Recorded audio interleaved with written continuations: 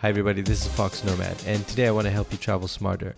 So, have you ever been watching a movie and seen a filming location and been like, I know exactly where that is, and it looks exactly like or not quite like I remembered it? Well, I have that a lot. So I've been traveling for the last 10 years or so. I've been to over 90 countries. Weird flex, but okay. And so I see that a lot in a lot of movies. So I thought it might be fun today to take a look at some of these famous films and to let you know what those places are really like compared to what you see in the actual movie. One of the best intros to a movie ever, I think. It really hasn't changed a lot. So this was filmed in Edinburgh, and it looks a lot like it did when I was there last year. It doesn't seem like it's changed a lot, and it really sort of captures, I don't know, but Edinburgh is such a strong part of these films, of the Trainspotting films, of the first one, which is this one, filmed in 1996, and it looks pretty much like this. And even the latest one that came out about 2 years ago really captures the feel, and you'll notice between the two films, there's not a lot of difference in the city, so that's kind of nice to see. Alright, so this is Skyfall, and I know exactly where this hut was built because I used to live very close next to it. This is in Fethiye, Turkey, and so they built this bar on the beach apparently just for this movie scene and then left it, and I think nobody else used it after that. I think it just sort of fell apart is what I heard. But yeah, so they filmed this scene here. Alright, so future me here. The audio totally crapped out on me, so if the sound sounds weird, I'm switching between microphones and that's why I'm using the backup. Sorry about that. And there's no outdoor bar hut like this. It's definitely no scorpions shot drinking is happening there, but it's kind of a nice scene. It kind of gives it some exotic touch to it. Yeah, you would never. Why would you would never do this in real life? As if the scorpion knows, to wait while you're taking the shot, right? Like, yeah, that's pretty ridiculous. Even the crazier thing is, if I scroll ahead, then these boat scenes here were actually still filmed. Oh no, I remember now. Yeah, these boat scenes were filmed in Turkey, but they're supposed to be China. So I'm pretty sure this is still in Fethiye off the Turkish coast, but here they're technically going to China. So this is a pretty easy one. Yeah, Indian trains don't look like this at all. You don't really have this sort of table seating.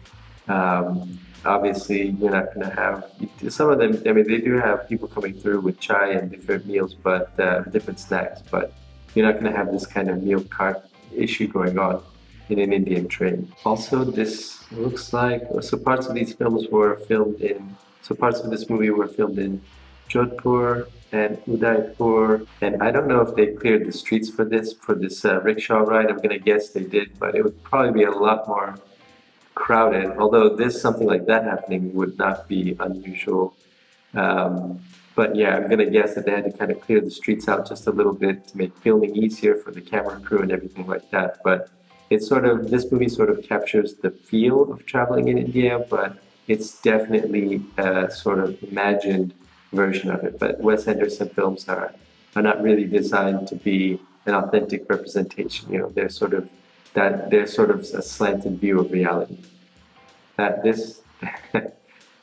definitely you will see in India for sure. So I'm not a real big fan of this movie, but I do love the shooting locations, and a lot of it was shot in Iceland. This is pretty accurate, I would say. I mean, you can definitely find these sort of very, very small towns. I think this is supposed to be Greenland, actually, in the film, but it's really Iceland. And so, that's pretty accurate. Like, these very small places, it's just such a great place to travel. Let me skip ahead a little bit here. Yeah, I mean, these kind of scenes, you can definitely see. It's such a wonderful, it's such a great place to travel, honestly, because it's so unspoiled. Yeah, the birds don't make pictures of people, but it's still pretty magical. And yeah, it's a great place for solo travel. It's a great place to go in groups. It's a great place. Pretty much, if you really like the outdoors, Iceland is the place for you. So they filmed this movie across several different locations in South America and Argentina and Peru. So it's hard to say where these exact shots were filmed, But this scenery is this is pretty much still the same. So if you travel around Argentina, you get outside of Buenos Aires, like you can find these kind of roads easily. Obviously, they filmed in there. This is not a green screen or anything like that. So you can find these kind of places and go on your own trip. You can rent a motorcycle or buy a motorcycle if you live there. And these kind of trips are actually doable. And this film really captures that spirit of the open road. That's one thing that I find movies have a little bit of difficulty doing sometimes. So they're either really great at capturing like what a movie actually, or like what traveling actually feels like, and some movies are just really, it seems kind of forced. So they put people in these really odd or unusual situations where I think the thing that really sort of shows traveling a lot is these kind of frustrations, like these kind of things that happen. You know, you fight with your friends, get along with your friends, you have these sort of bonding moments. And this film does such a great job of capturing that. Really, really good job. So this film is pretty controversial in terms of shooting locations. So this is the beach. This was filmed, a lot of it was filmed in Thailand, in Hatmaya.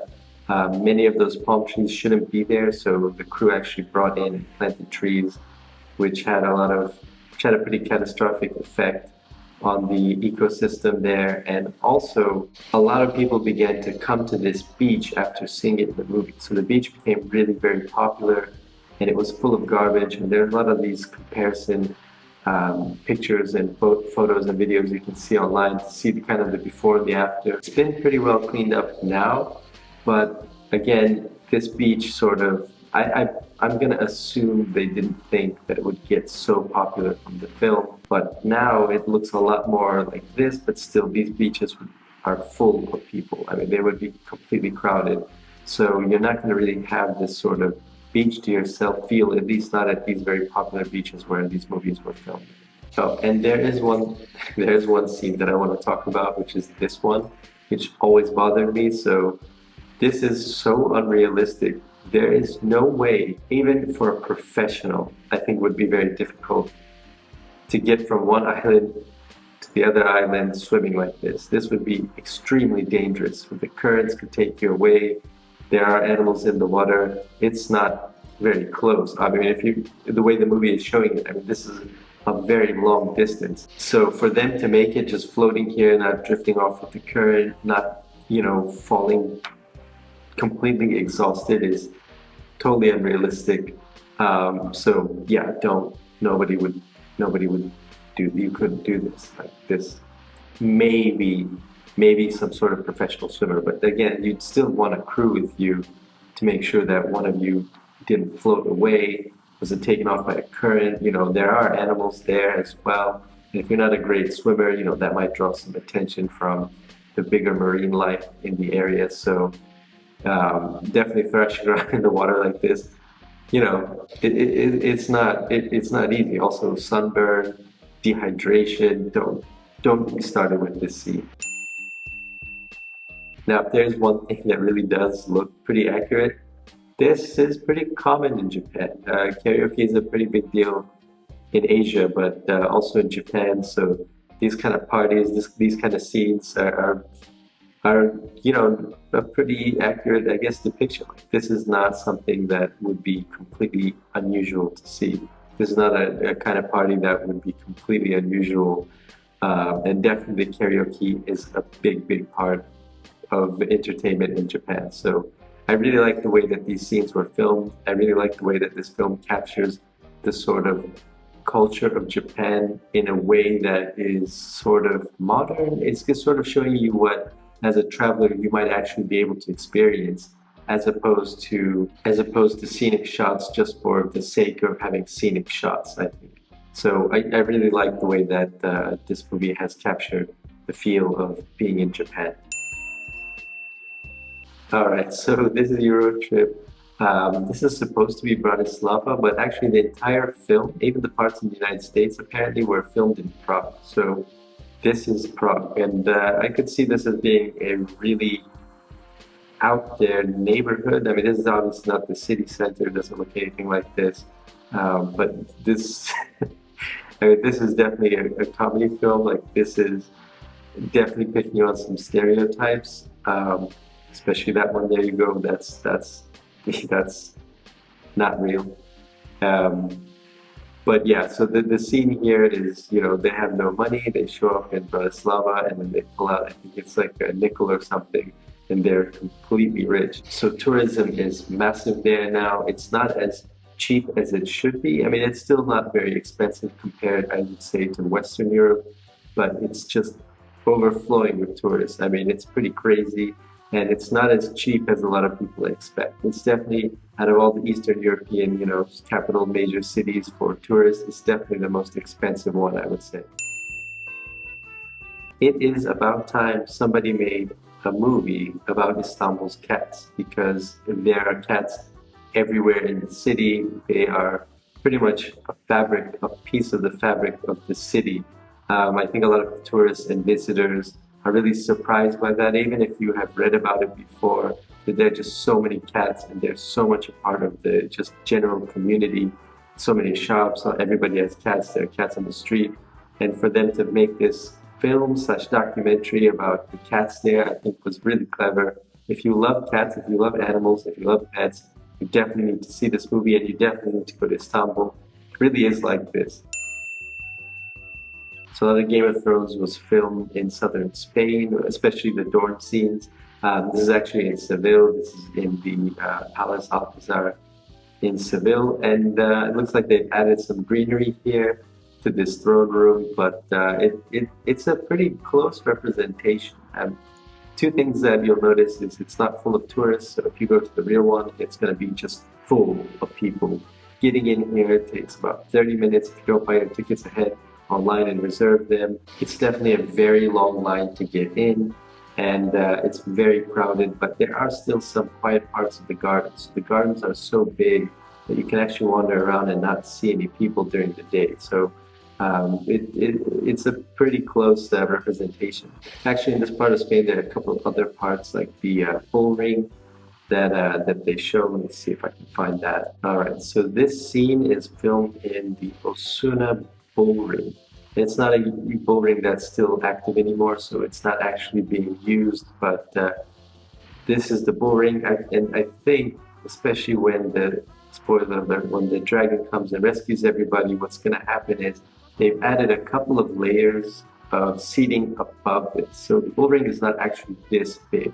It's fairly large, but it definitely doesn't have, see those second row of seats up there.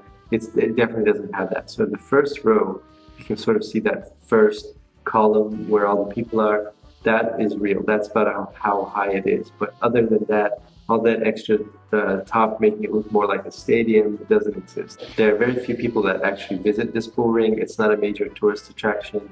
It has weird hours, so it's closed on some days, it's closed on some mornings and afternoons. So you really need to check their website when you visit, otherwise it will be closed.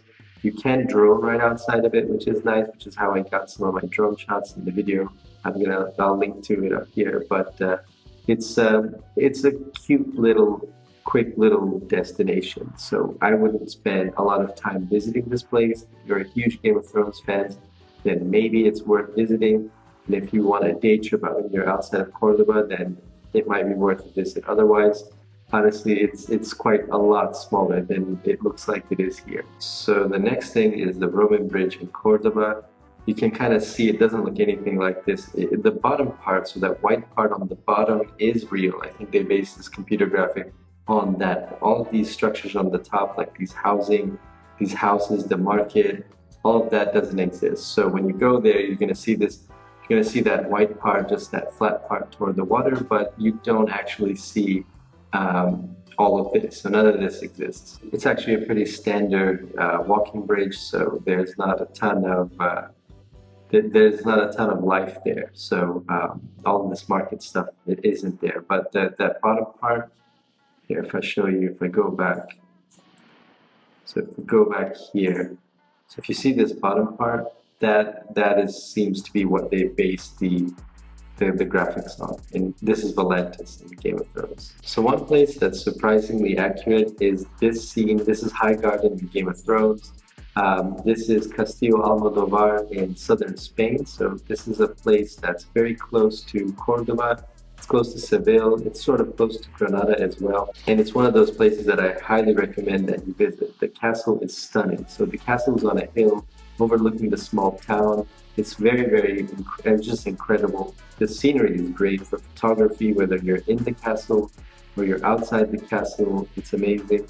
So here, there isn't really this sort of open field that she can look out to from her balcony. There are actually farms, but you can go out and see this balcony room when you visit, and they've clearly taken and embraced the Game of Thrones connection here. So they have photos, posters of where scenes were shot, so you can kind of get an idea of what was shot.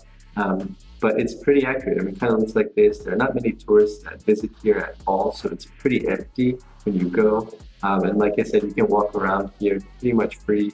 Castle looks like this. The interior rooms are this. There's even a small room with the different costumes, and you can even go into this room where this scene was filmed. Again, none of this furniture is there, so it's pretty bare. It may have some, I think it has some sort of costumes and things like that, both from the actual time when the historical costumes and the Game of Thrones costumes as well. And on the outside where you saw Jaime Lannister walking around, there are swords you can see from different eras in Spanish and Moorish history. It's quite interesting.